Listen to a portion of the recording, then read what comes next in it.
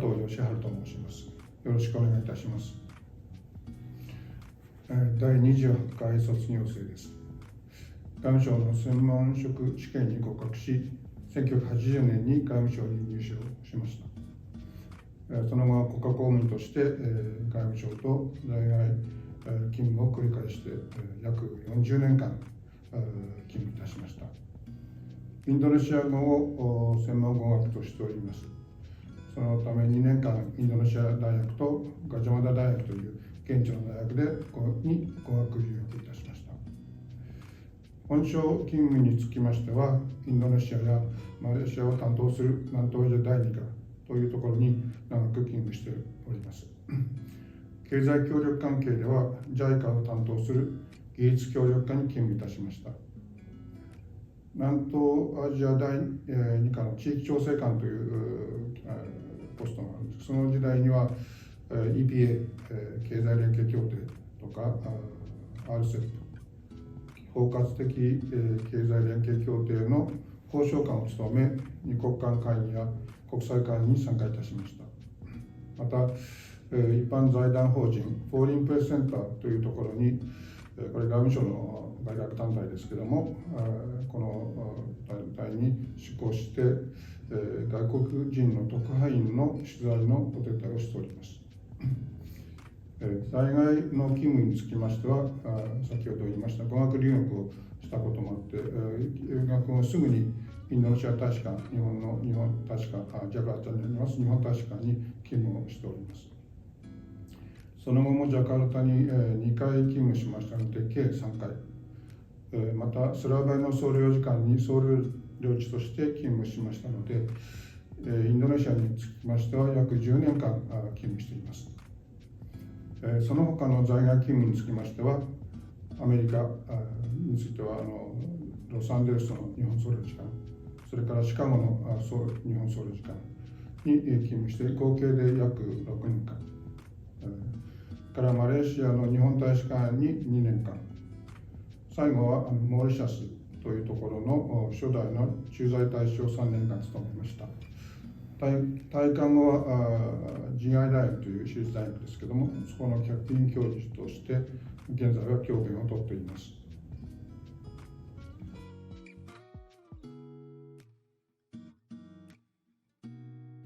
学生時代の思い出の一つはこの大学の校舎が非常に古かったということでした。私はクラブとかには所属していませんでしたので、家庭教師とか塾などのアルバイトをしておりました。公務員になろうと決めた時からは独学で受験勉強に励み、私は境町に下宿しておりました。その関係もあって近いので、授業のない時間帯はもうほとんど図書館に来て勉強しておりました。そうですね、外交官試験では、大学での授業で学んだ経済学とか、いろんな知識が大変役立ったことを覚えております。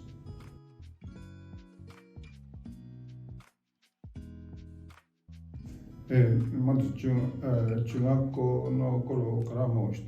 や社会のために役に立つような仕事をしたいなというのは思っておりました。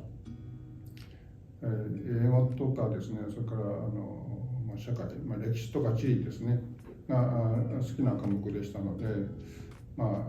いずれ外国に行ってみて自分で現地の人と話をして自分での目で確かめたいというそんな気持ちを持っておりました。また大学生時代だと思いますけど、司馬遼太郎さんの「坂の上の雲」という本がありますが、その本を読んで国家というか国のために働くというそういうことに憧れた時がありまして、公務員として自分の力を試してみたいという気になったのを覚えています。日本というのは、武力では殺され本当に隠すことができない、そういう国ですので、日本が平和で安全な国際社会の発展に寄与して、また日本の安全と繁栄を確保し、国民の生活財産を守るというその外務省の仕事ですね。こういうのに憧れた時がありました。自分もそういう中に入って国と国との関係を強め、国益の増進に貢献する仕事をしたいと思うようになったからです。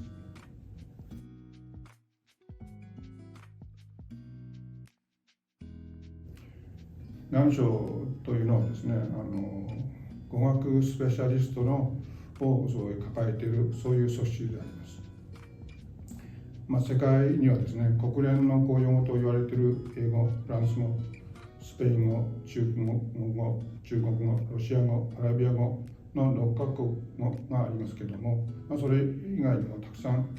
それぞれの国に言語が存在しています。外務省はこうした語学を学んで、その国のその国を抱える地域を専門とする人が活躍をしています。語学好きで語学で生計を立てたい人、それから、特定の国や地域が好きで、その国の地域や地域の専門家になりたい人、それからまた国連とかですね、国際機関で活躍したいと、そう思っている人にはですね、おすすめな場所だと思います。外務省はまた女性が活躍できる場所だと思っています。事務系職員の約4分の1が女性になっています。優秀な方で語学が得意な女性が多いということも理由の一つだと思いますけれども、通訳官として活躍される女性が多くおられます。公務員は仕事や給与、待遇の面で男女差はありません。だから例えばアフリカの大使館勤務をする女性も多くなっています。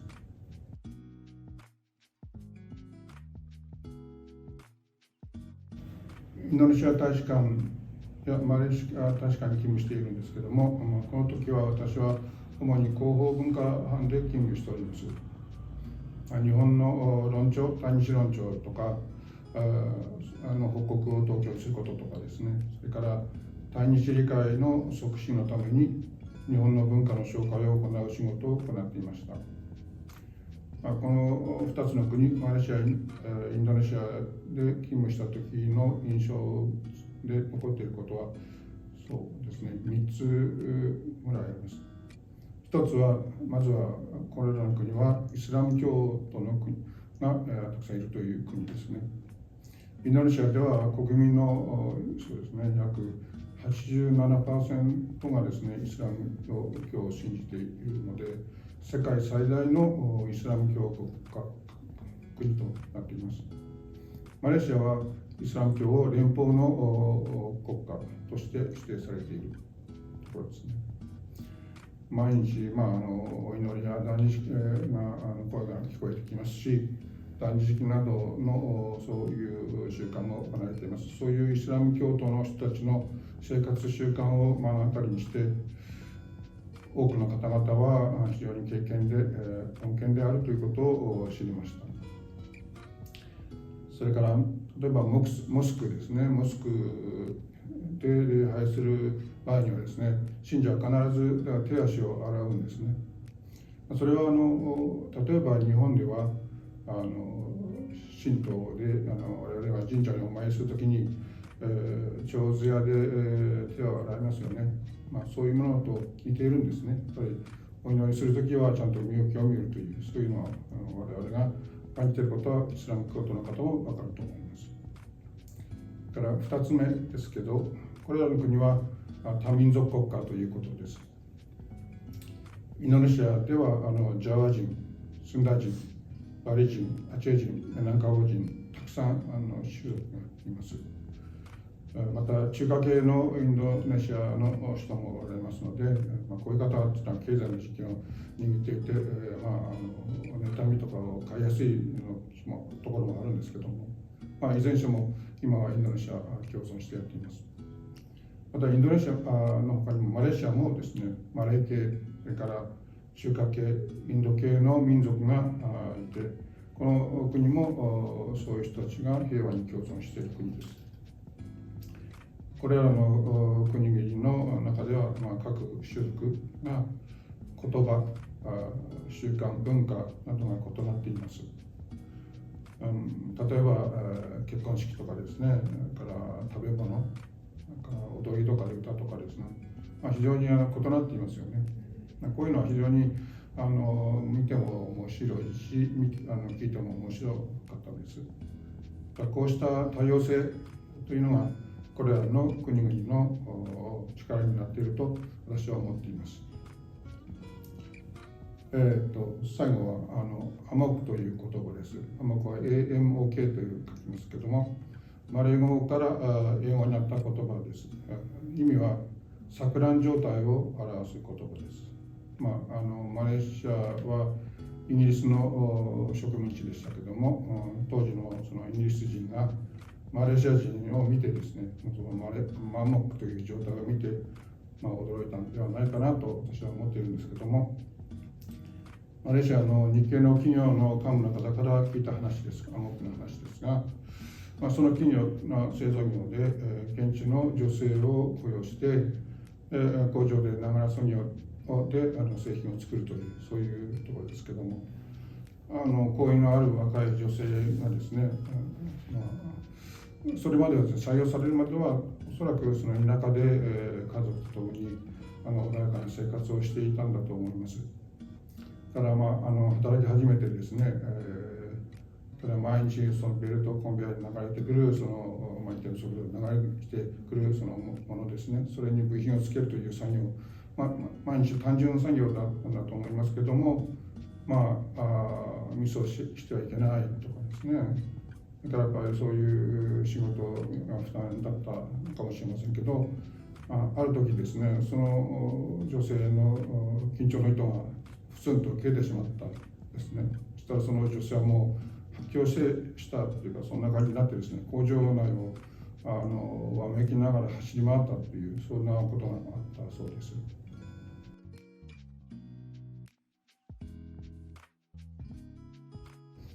アメリカに生活して、東南アジアと違ったと思うことが一つあります。それは自主独立精神です。何でもできることは自分の責任でやるというのがアメリカですね。インドネシアでは、普通の家庭、中流以上の家庭はですね、お手伝いさんがいたり、運転手がいるとかいうのがですね、普通なんですね。でところが、米国でそんな話をするとですね、君は甘やかされてるんだというふうに言われました。アメリカでは自分ですることが当たり前の世界ですね。例えば自分で車を運転する。これはまた自分ができるんだという自信につながるんですね。でまたそれをできたということで、いや、君はやっぱりできるんじゃないのって褒めてくれるんですね。これは周りの人たちも一人前として認めてくれるという、それを褒めてくれる。これは僕はアメリカの人たちはいいところだと私は思っています。逆に知ったということを言えば、アメリカはもちろんご存知の通り、イギリスだけじゃなくてですね、ヨーロッパの国々各国から移民してきた人から成り立っています。多くの移民は米国に到着してから、あとすぐにですね、元の国で働いた職とかですね、待遇の良い職を見つけるとかいうのは、それはもう本当に難しいことだと思いまし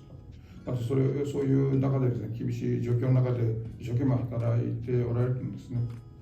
で、その中でですね、今回大抵成功した人が出てきます。いるんですね。そういう人たちをですね、アメリカ人は褒めてくれるんですね。すごいなと。これもアメリカのいいところだと私は思っています。アメリカはもちろん白人だけじゃなく、黒人もおれば、ラテン系もおれば、アジア系もいますので、いわゆる東南アジアと似ていますが、多様な人種から成り立っている国なんですね。多民族国家という点では、本当にアメリカはですね、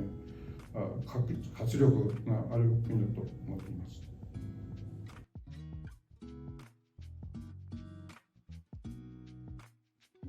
在モーリシャスの日本大使館というのは2017年の1月に開設しました。私はその初代の駐在大使として3年間勤務いたしました。特命全権大使というのはですね、日本政府の代表として外交の最前線で、業務を遂行することです。業務内容は政府との調整や交渉、情報の収集、領事業務、日本企業の支援、広報文化活動などです。簡単な言葉といえばですね、大使というのはその国において日本の存在感、プレゼンスを高めること、それから人づくり、人脈を作って日本の応援者を増やすこと、これが期待されていることです。非常にやりがいがある仕事でした。私の在任中、一番印象に残っている出来事は、もう帰国前にはでしたけれども、2020年の7月にモーリシャス沖で日本関連の貨物船が座礁し、その重油が沿岸に漂着してですね、島の環境を悪化させたということがありました。日本でもかなり大きく報道されました。当時、日本の政府もこの事態を重視して、例えば茂木外務大臣とジャグナット首相の電話会談、小泉環境大臣と天野さんというカウンターパートの環境大臣とのテレビ電話会談、それからJICA の緊急援助隊とか、内閣府の運輸安全委員会の事故調査団などをですね、派遣することを決定いたしました。大使館はこれらの決定に基づいてですね、大使館が迅速に調整するという仕事が必要となりました。当時まだ新型コロナの蔓延でですね、国がまだ行動規制が非常に強く引かれていた時なんですけども、私が直接対応することが多くて大変でしたけども、やりがいもありました。難題は調査活動のためにコロナ隔離の規制を解除してほしいということでした。担当の局長さんは、調査団の隔離の解除というのは、これはもうまさに大臣が決めることなので、あなたが直接話をしてほしいということになりまして、私の働きかけがどうしても必要となりました。週末でもあったんですけども、私はボダ外務大臣とかですね、ジャクタバルさんという保健大臣に携帯で電話してですね、事情を説明して解除をお願いいたしました。結果、これらの調査団の隔離期間が1日、到着後1日だけに短縮されました。その結果として活動が早期に活動を始めることができました。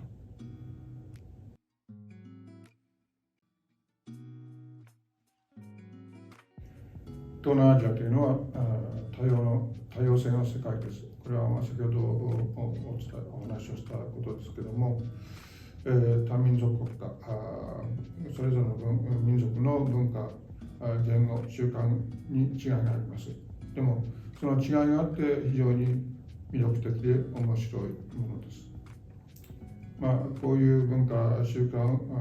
言語、習慣を認めて尊重するという、そういう態度を身につけることができたのかなと私は思っています。インドネシアについては私、インドネシア語を勉強したということで、インドネシアの大使館では仕事をおおむねインドネシア語というのはバハサというんですけども、国語でバハサと言いますが、そのバハサを使って仕事をしていました。マレーシアではインドネシア語とマレー語というのは兄弟関係にある言葉なんですけども、だから全く同じではないんですね。でもバハサが通じる時もありましたので、英語とバハサを併用して仕事をすることもありました。面白かったというか楽でしたし、またそのマレー語との違いを知ることもできて、非常に面白いなと私はマレーシアで思ったことがありました。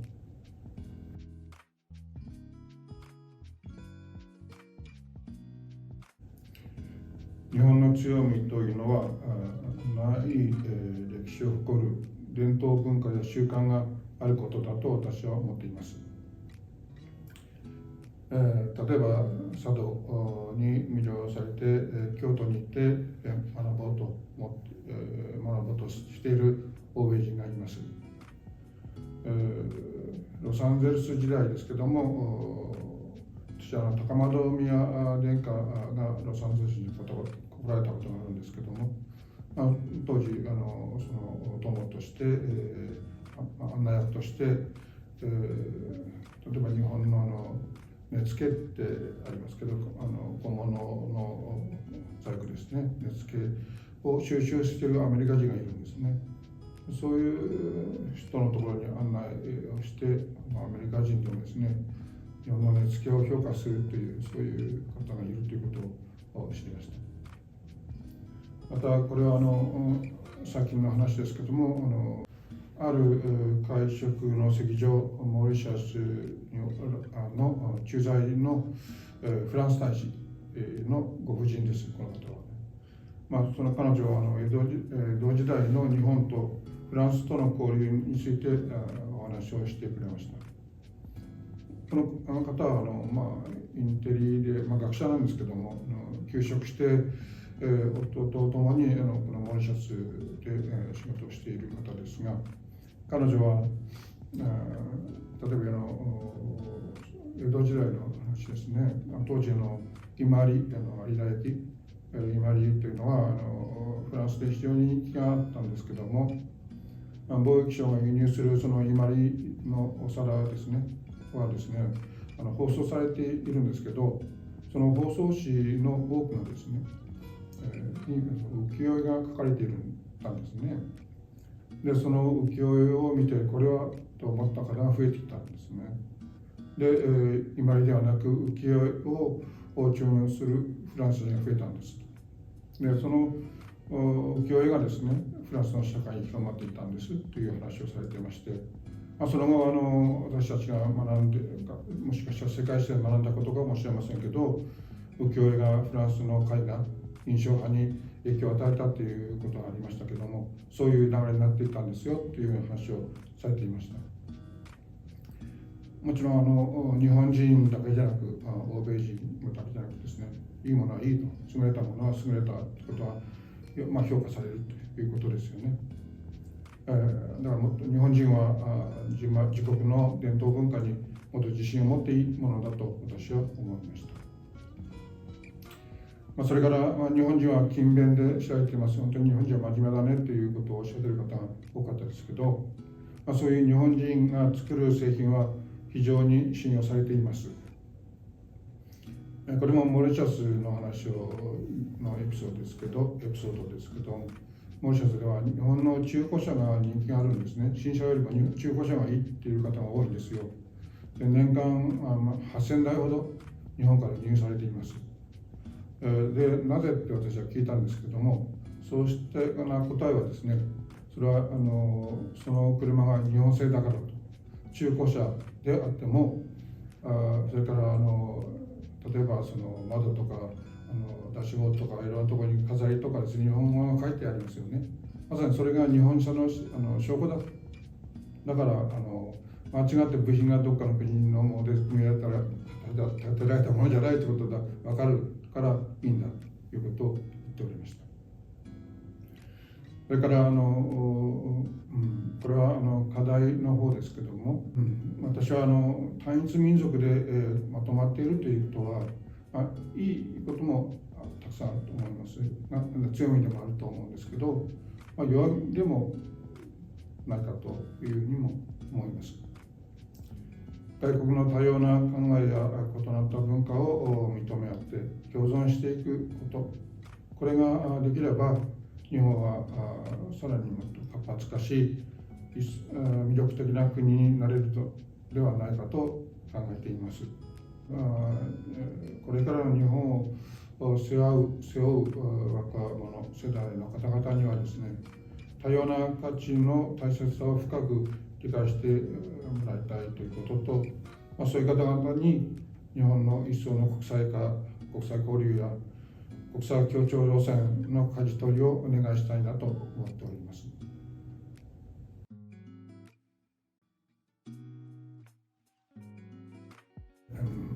一番苦労したのは、私はやっぱり言葉でしたね。特に英語の聞き取りは非常に苦労しました。仕事での失敗はたくさん言えばですね、ありますけど、たくさんあるんですけど、いくつかやれば、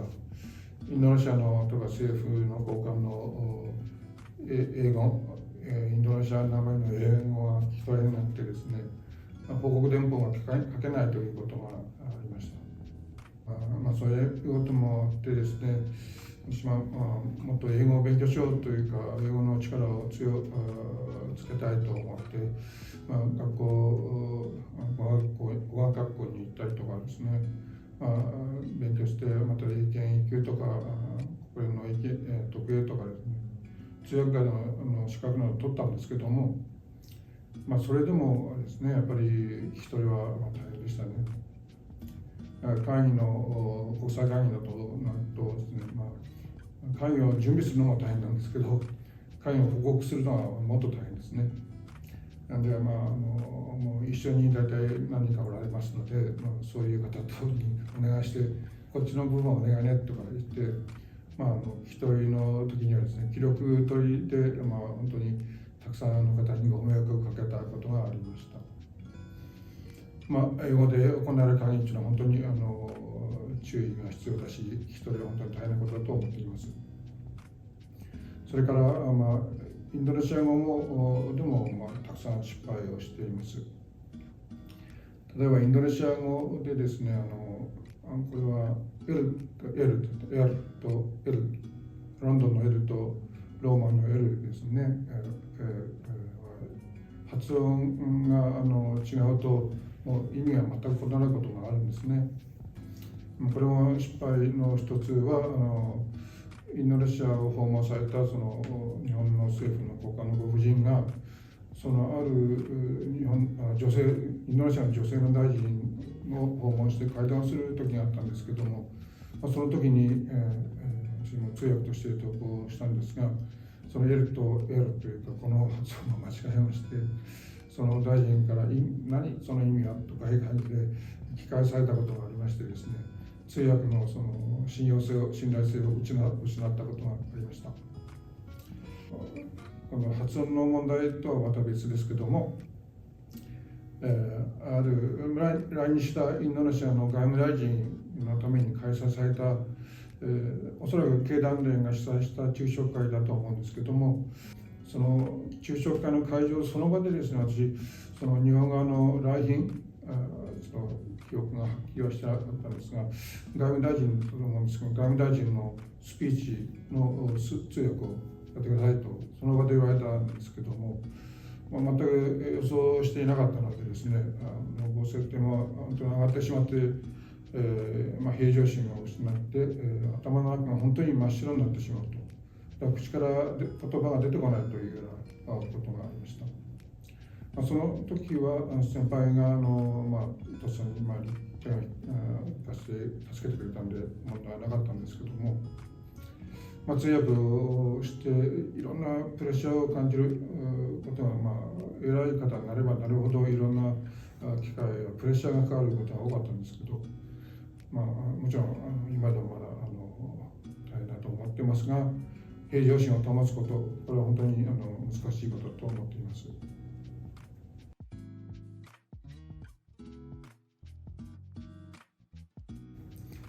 外交官は海外を舞台に働く仕事の一つです。外国に長く滞在することで多様な文化や価値観に触れることができます。外交官は日本国を代表して二国間会議や国際会議の場で仕事をします。日本の国益を増進させるために外国政府と交渉し、また外国との友好関係を築く仕事ができる、こういうのは外国間の仕事の魅力でもありますし、非常に楽しいことです。モーリシャスでは私は大統領とか首相とか外務大臣など、その国の指導者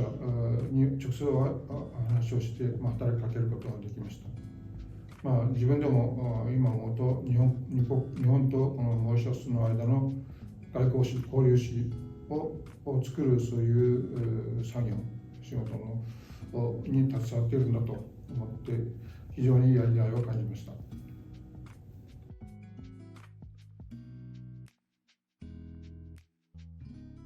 そうですね、不確性の時代の中で我々は来ているんですけども、やはり外国の多様な考え方、異なった文化を学び、視野を広げること、一層広げること、日本との違いを知って、その違いを尊重することがますます大切になってきているのではないかと思っています。学生の皆さんには、この大学で勉強している間に、やはり諸外国の多様な価値観を学んで視野を広げ、柔軟な思考をする、柔軟な思想をする心構えを身につけてもらいたいと思っています。本日はこのようなインタビューの機会をいただきありがとうございました。